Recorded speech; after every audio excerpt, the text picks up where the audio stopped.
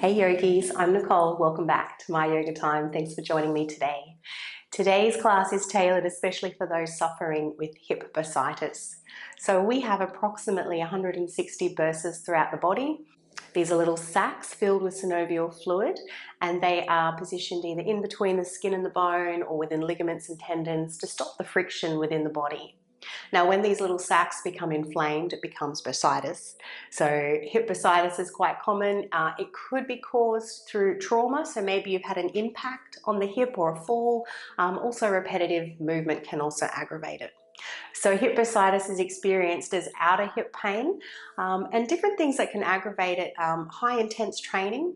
So when you're suffering from hip bursitis, you want to avoid things like running, jumping, really deep squats, repetitive lunges, which can be problematic in a yoga class, and strong hip flexion, so where we're bringing the legs closer to the face.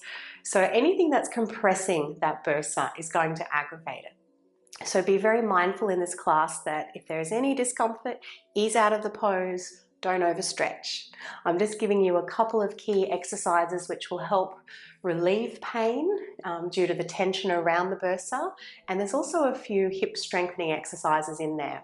However, if your hip bursitis is in the acute phase, it's in the very early stage where it's really angry and inflamed, the strengthening exercises might be something that you just want to put to the side for another few days or a few weeks until you're feeling a little bit better.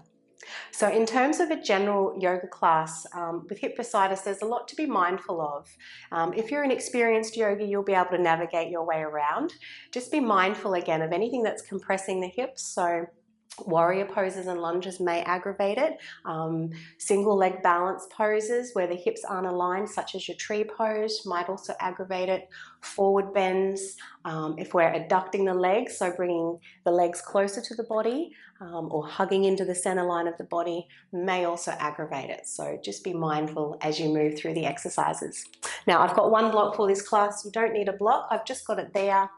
And just as a guide, we're doing one standing forward fold. So if you know you can't reach the floor, grab yourself a block or something else solid that you can take your hands to for support. It might even be a chair if you've got limited range of motion. So when you're ready, we're going to start standing. Let's come on up. So positioning the block in front just in case you need it. And we'll start by crossing the right leg behind the left. So I've got the pinky toes next to one another. If that's too strong, you can step the foot back a little bit. From here, let's inhale the arms up. Left hand's going to take the right wrist and just do a little side bend. So reaching up and out from the side waist and gently leaning over. Breathing into the side body. And let's come back to center and swan diving forward. So if you can't reach the floor, here is where you will get a hold of your block. Option 1, you'll stay in the center. Option 2, we'll take those hands over to the left. So my front leg is bent, my back leg is straight.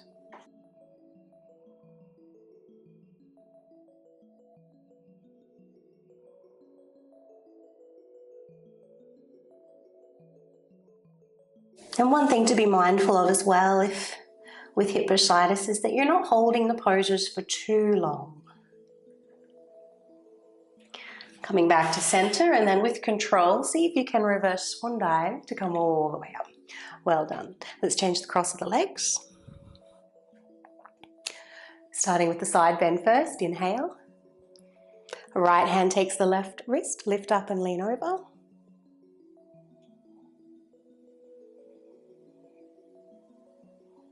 Slowing the breath down.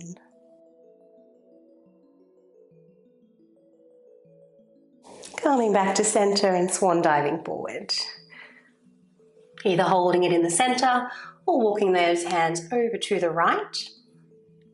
Be mindful that you're not hyperextending your back leg, so a little tone through the quad.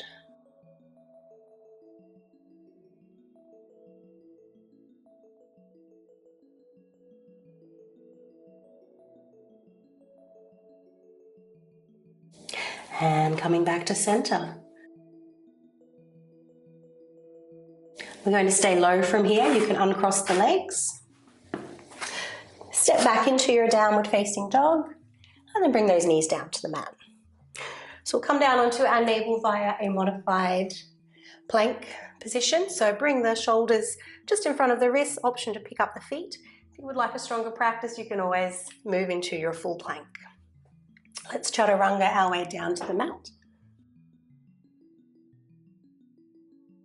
Touching down to the mat, let's keep the hands underneath the shoulders, slight tuck of the tailbone, and a sense as though you're trying to drag the hands back.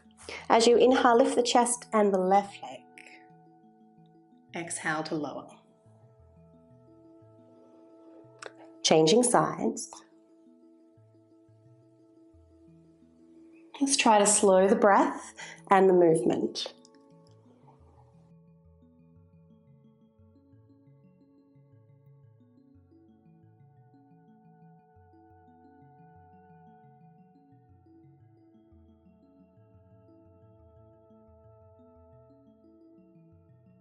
And last one on the right leg.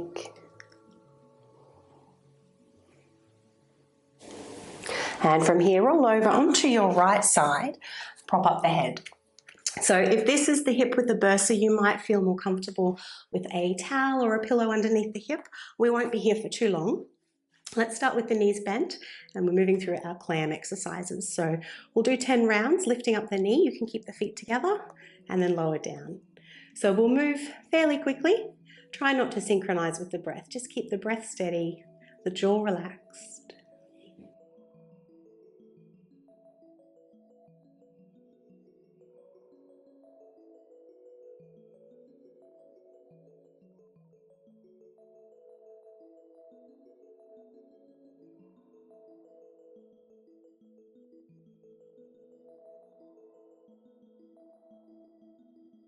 You might already be starting to feel a little heat in the glute.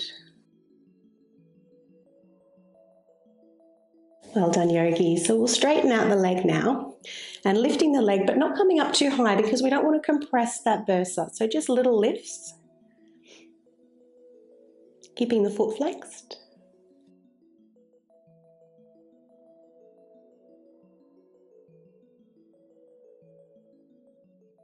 And then from here, we'll trace circles through the heels.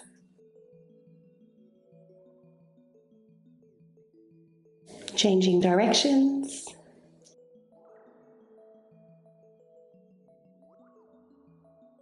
And lower down. Rolling onto your back now. And coming into our reclined pigeon. So raise the left leg, take the ankle to the right knee. Now for some, here is enough and you might like to press the knee away. If you would like to go a little bit deeper, you can always position your block if you have it underneath the foot. Final variation, only if it's not compressing the bursa, you can take a hold of that right leg. So find the variation that feels best for your hip. If you'd like, you can take a little rock and roll, or you might prefer to hold it still.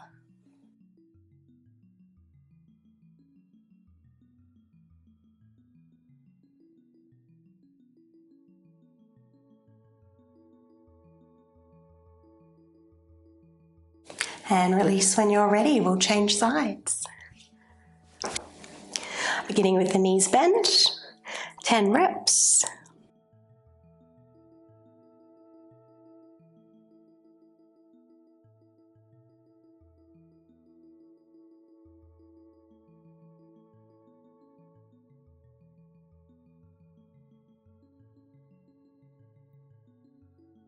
Great work. Straightening out the leg now. Little lifts, not too high. Keep that flexion in the foot.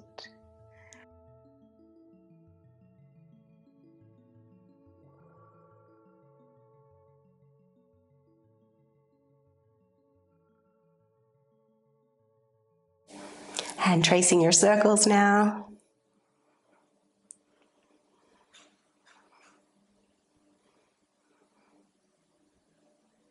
Changing directions.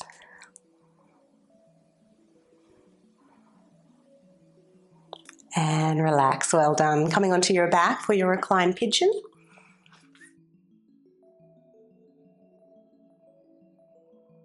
Finding the variation that feels best for your body.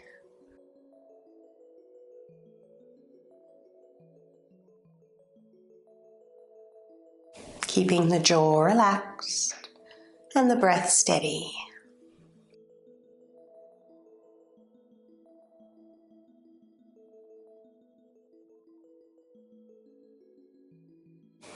And let's release. Great work. Staying on our back now, keeping the knees bent.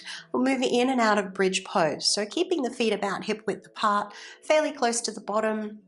We'll turn the palms to face up today. So when you're ready, press down and away through the feet. Begin to tuck the tailbone under, and on the inhalation, we're lifting those hips up. Holding here for just a moment.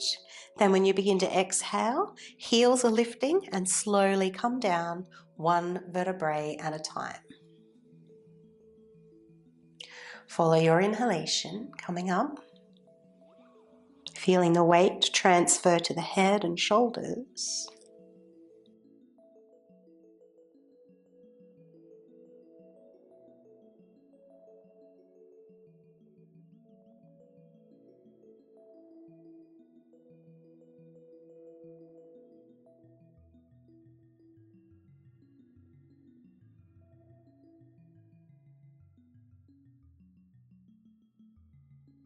Great work, yogis. So from here, we'll take the feet a little further away. This time it's heels down, toes up, and we're going to keep the feet in this position. Coming up and down a little quicker this time, not synchronizing with the breath. Otherwise, you'll be hyperventilating. So when you're ready, coming up and down. Keep pressing down into the heels. So you'll feel quite a different sensation here through the glutes and the hamstrings.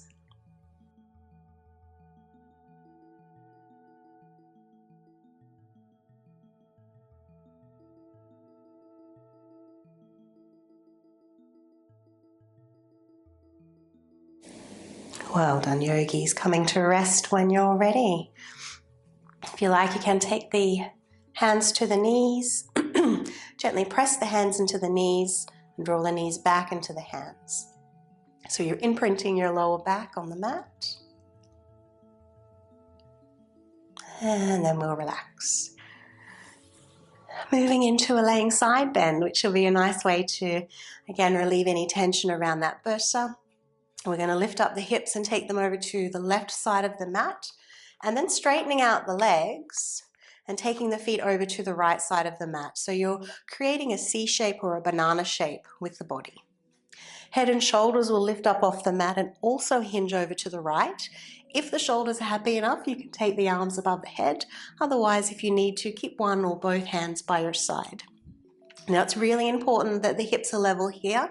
Left buttock is still on the mat. If you're feeling vulnerable through the back or the sacroiliac joint, then bend your right leg. Otherwise, you can keep that leg straight. If you would like a little more sensation, cross the left ankle over the right.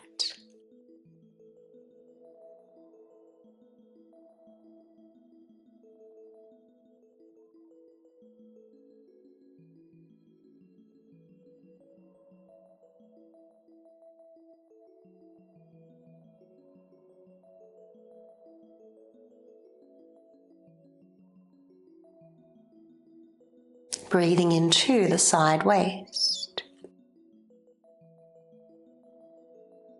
And at the top of each inhalation, pause for just a moment before you exhale slowly.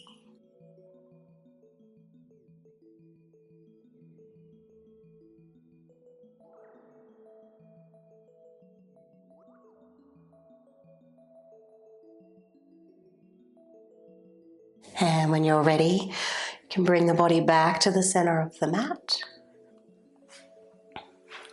Hips over to the right. Straightening the legs, taking the feet over to the left. Upper body lifting off the mat and hinging over to the left. Feel free to keep the left leg bent. Option to cross the right ankle over the left.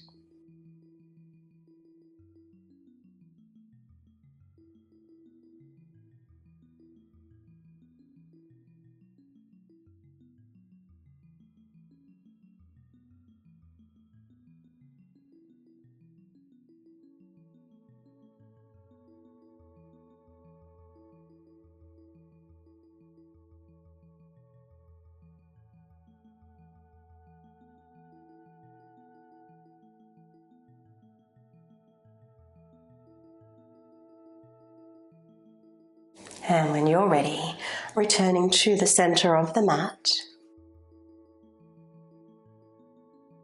Once again, taking hands to the knees, creating that little bit of resistance.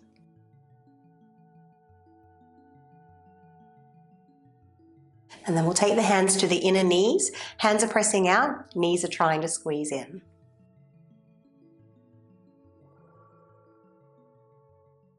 And then other side, hands to the outer knees, hands pressing in, knees pressing out. And relax. You can lower those feet down to the floor. Let's take a brief Shavasana. Tucking the shoulders under. Allowing the eyes to close down.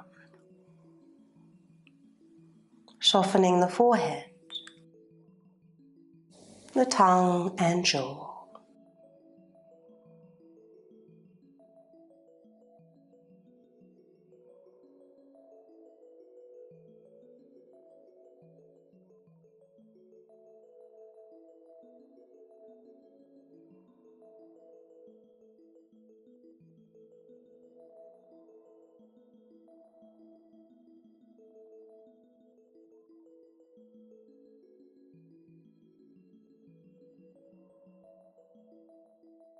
And let's inhale a little deeper.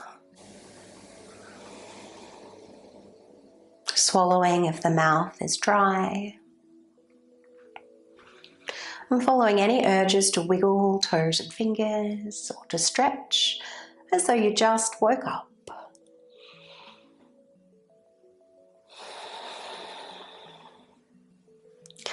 And in your own time, feel free to roll to your preferred side. People pressing up to seated. Thanks for practicing with me today, yogis. I hope that you found some relief around your problematic hip. It's not a condition that will be with you for the rest of your life, thank goodness, but it is something that you need to be mindful of, and be careful not to overstretch, be careful not to compress it because it will aggravate it, and always work with your body, not against it. I hope that you enjoyed the class. If you have any requests, feel free to make them in the comments below. The intention of this channel is to help cultivate your home practice. If you haven't done so already, please do subscribe to the channel. It's the best way to support free yoga on YouTube. Have a lovely day.